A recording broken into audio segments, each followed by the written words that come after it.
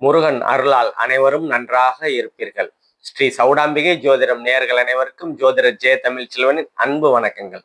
நம்ம சேனலை லைக் பண்ணுங்க, சப்ஸ்கிரைப் பண்ணுங்க, ஷேர் பண்ணுங்க. துல்லியமான பலன்களுக்கு கீழே உள்ள நம்பரை கான்டாக்ட் பண்ணுங்க. இப்ப ஒவ்வொரு ராசிக்கும், அதாவது வைகாசி மாத பொது பலன்களை பத்தி நம்ம பார்ப்போம். வைகாசி மாசம், போன மாசம் வரைக்கும் சித்திரை மாசம் சூரியன் வந்து உச்சநிலையில இருந்திருப்பாரு.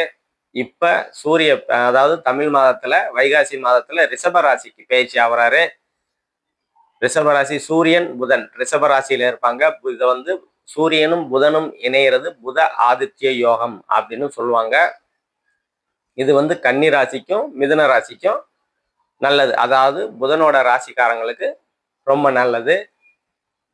அதே மாதிரி மிதுன ராசியில குரு பகவான் ஒரு 17 நாள் இருப்பாரு. அதுக்கப்புறம் கடகத்துல உச்ச நிலையில 12 வருடங்களுக்கு ஒரு முறை நிகழக்கூடிய உச்சம், அதாவது குரு பகவான் உச்சம் அடையக்கூடியது 12 வருடங்களுக்கு ஒரு முறை நிகழக்கூடிய நிகழ்வு இது. இந்த மாதத்துல ஒரு 17 நாள் மட்டும்தான் மிதுனத்துல இருப்பாரு. அதுக்கப்புறம் கடக ராசிக்கு குரு உச்சம் அடைவார். சுக்கிரன் வந்து மிதுன ராசியில தான் இருப்பாரு. ஒரு 23 நாள் மிதுன ராசியில இருப்பாரு. அதன் பிற்பாடு அவரும் கடக ராசிக்கு வந்துருவாரு.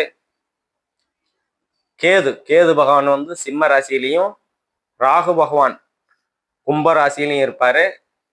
அதே மாதிரி சனி பகவான் மீன ராசியில இருப்பாரு சனி பகவான். அதே மாதிரி செவ்வாய் வந்து ஆட்சியா தன்னோட வீட்டுல ஆட்சி பலமா மேச ராசியில இருப்பாரு. 30 நாளும் அங்கதான் இருப்பாரு. இதுதான் இந்த மாதத்திற்கு, அதாவது வைகாசி மாதத்திற்கு உண்டான கிரக நிகழ்வுகள்.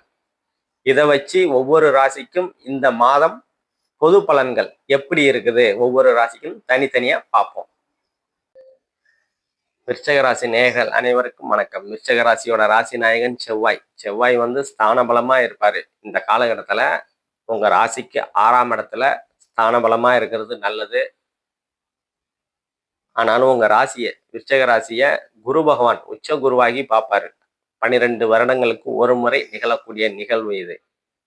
உங்க பாகியஸ்தானத்துல, அதாவது 9ஆம் இடத்துல இருந்து உங்க விருச்சக ராசிய பார்க்கும்போது உங்களுக்கு எண்ணங்கள் நல்லா இருக்கும்.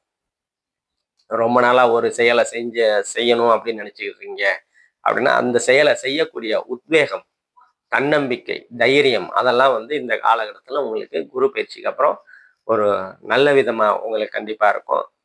இப்ப 2ஆம் இடத்துல சனி பகவானும் பார்க்குறாரு, குரு பகவானும் பார்க்கறதுனால 2ஆம் இடத்தை கொஞ்சம் சனி பகவான் தடைப்படுத்தி குரு பகவான் கொடுக்கக்கூடிய அமைப்புகள்ல இருப்பாரு. பொருளாதார குறைபாடு கொஞ்சம் இருக்கத்தான் செய்யுது. அதெல்லாம் விலகக்கூடிய அமைப்பு ஜூன் மாதத்துக்கு பிற்பாடு உங்களுக்கு வரும். அதே மாதிரி உங்க மூணாம் இடத்தை குரு பயிற்சிக்கு அப்புறம் உங்க ராசிக்கு 3ஆம் இடத்தையும், மூன்றாம் இடம்ங்கிறது தைரியம், வீரியம், வெற்றி, விஜயஸ்தானம்னு சொல்லுவோம். அந்த 3ஆம் இடத்தை பார்க்கும்போது உங்களுக்கு புகழ் கிடைக்கக்கூடிய அமைப்புகள் நல்லாவே இருக்கும். தைரியம், ஒரு செயலை வந்து தைரியமா போல்டா அணுகக்கூடிய அமைப்புகள்லாம் உங்களுக்கு இந்த காலகட்டத்துல நல்ல விதமாவே இருக்கும். அதே மாதிரி இளைய சகோதரிகள் மூலியமா அனுகூலங்கள், ஆதாயங்கள் இந்த காலகட்டத்துல உங்களுக்கு கண்டிப்பா கிடைக்கும். அதே மாதிரி தகவல் தொழில்நுட்பத்துறை, கலைத்துறை, எழுத்துத்துறை, விளையாட்டுத்துறை அதிலெல்லாம் வந்து வாய்ப்பு கிடைக்காதவங்களுக்கு கண்டிப்பா வாய்ப்பு கிடைக்கக்கூடிய அமைப்புகள் இருக்கும். ஏற்கனவே வந்து வாய்ப்பு கிடைச்சவங்க புகழ் கிடைக்கக்கூடிய அமைப்புகள் அதெல்லாம் வந்து 3ஆம் இடம் தான். புகழை குறிக்கக்கூடிய இடத்த உச்ச குரு பார்க்கும்போது புகழ் கிடைக்கக்கூடிய அமைப்புகள் உங்களுக்கு நல்ல விதமா இருக்கும்.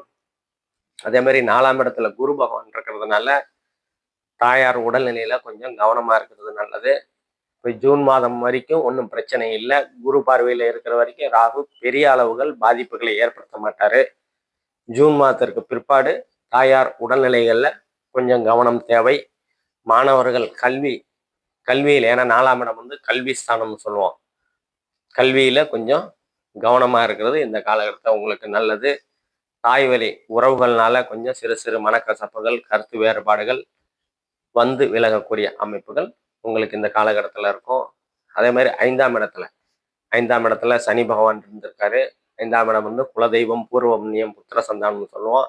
அந்த ஸ்தானத்துல இருந்து பிரச்சனைகளை கொடுத்துட்டு இருக்கிற சனி பகவான் அவரை வந்து குரு பகவான் இந்த குரு பயிற்சிக்கு அப்புறம் உங்க ராசிக்கு 9ஆம் இடம் பாகிஸ்தானத்துல இருந்து உங்க 5ஆம் இடத்தை பார்ப்பார்.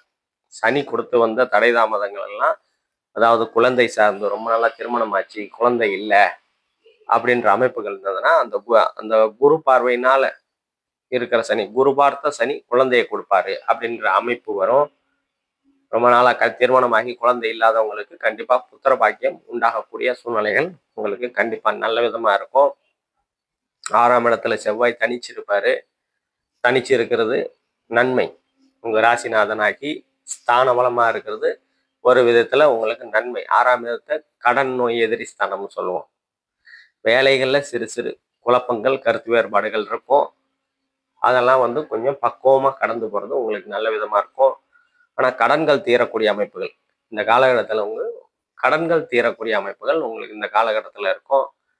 நோய்கள் தீரக்கூடிய அமைப்புகள், ரொம்ப நாளா வந்து ஒரு நோய்க்கு வந்து மருத்துவம் பார்க்குறேன், இந்த மருத்துவம் பார்க்குறேன், பார்க்காத மருத்துவம் இல்லை, போகாத மருத்துவமனை இல்லை அப்படின்னு சொல்றவங்களுக்குலாம் இந்த காலகட்டத்துல ஒரு நல்ல மருத்துவர் கிடைச்சி அதன் மூலியமா நோய் சரியாகக்கூடிய தன்மைகள்லாம் உங்களுக்கு இந்த காலகட்டத்துல உங்களுக்கு கண்டிப்பா நல்ல விதமா இருக்கும். கடன்கள் தீரக்கூடிய அமைப்புகள் நல்ல விதமா இருக்கும். அதே மாதிரி 7ஆம் இடத்துல சூரியன் புதன் ஒரு 15 நாள் இருப்பாரு. கலத்தர ஸ்தானம், கணவன் மனைவி ஸ்தானம் அப்படின்ற அமைப்பு இருக்குது. கணவன் மனைவிக்கிடையே இருந்து வந்த பிரச்சனைகள் அதெல்லாம் சீரக்கூடிய அமைப்புகள், நண்பர்கள்கிட்ட இருந்து வந்த கருத்து வேறுபாடுகள் அதெல்லாம் சரியாகக்கூடிய ஒரு அற்புதமான தன்மைகள் உங்களுக்கு இந்த காலகட்டத்தில் நல்ல விதமா இருக்கும். அதே மாதிரி முதல் 17 நாள் குரு பகவான் உங்க ராசிக்கு 8ஆம் இடத்துல இருப்பாரு. 8ஆம் இடத்துல இருந்து 2ஆம் இடத்தை பார்க்கும்போது பொருளாதார முன்னேற்றம் நல்ல விதமாகவே இருக்கும். பெரிய அளவுகள் பாதிப்புகள் இருக்காது. அதே மாதிரி சொந்த ஊரை விட்டு ஒரு 400-500 கிலோமீட்டர் தள்ளி வேலை கிடைக்கக்கூடிய அமைப்புகள் கண்டிப்பா இருக்கும். அதே மாதிரி 12ஆம் இடத்தையும் பார்க்கறதுனால வெளிநாட்டு அமைப்புகள், 8ஆம் இடத்துல இருக்கிற குரு பகவான் உங்க 12ஆம் இடத்தை பார்ப்பாரு. முதல் 17 நாள் வெளிநாட்டு தொடர்பு அமைப்புகள்லாம் நல்லா இருக்கும். வெளிநாட்டுக்காக பாஸ்போர்ட் விசா அப்ளை பண்ணியிருக்கேன், ரொம்ப நாளா வந்து தள்ளி தள்ளி போயிட்டு இருக்குது, அதெல்லாம் வந்து இந்த காலகட்டத்தில் கண்டிப்பா கிடைச்சி வெளிநாடு செல்லக்கூடிய அமைப்புகள் இந்த காலகட்டத்தில் உங்களுக்கு நல்ல விதமாகவே இருக்கும். அதே மாதிரி 10ஆம் இடத்துல கேது பகவான் இருக்கிறாரு. தொழிலில் கொஞ்சம் கொஞ்சம் தாமதப்படுத்தினாலும் பெரிய அளவுகள் பாதிப்புகள் ஏற்படுத்தாத மாதிரி தான் கண்டிப்பாக இருப்பார். இன்னொன்று உங்கள் 11ஆம் இடத்தை சனி பகவான் பார்த்துட்டு இருக்கிறதுனால லாபஸ்தானம்னு சொல்லுவோம். தொழிலில் கொஞ்சம் நல்படுத்தி லாபத்தையும் கொஞ்சம் குறைக்கத்தான் செய்வார். இந்த காலகட்டத்தை கொஞ்சம் கவனமாக கடந்து போகிறது உங்களுக்கு நன்மையை கொடுக்கும். அதே மாதிரி மூத்த சகோதரிகள்கிட்ட கொஞ்சம் கருத்து வேறுபாடுகள் இருக்கும். அதை அட்ஜஸ்ட் பண்ணி கொஞ்சம் கவனமாக கடந்து போகிறது உங்களுக்கு இந்த காலகட்டத்தில் நன்மையை கொடுக்கும். நம்ம இப்போ சொன்னது எல்லாமே பொது பலன்கள் தாங்க. துல்லியமான பலன்கள் வேணும் அப்படின்னா கீழே உள்ள நம்பரை கான்டாக்ட் பண்ணிங்க. உங்களோட ஜனனகால ஜாதகத்தை என்ன தசை என்ன புக்தி நடக்குது அதை வச்சு தான் துல்லியமான பலன்களை உங்களுக்கு நம்ம சொல்ல முடியும். துல்லியமான பலன்கள் வேணும் அப்படின்னா கீழே உள்ள நம்பரை கான்டாக்ட் பண்ணுங்க. நன்றி, வணக்கம்.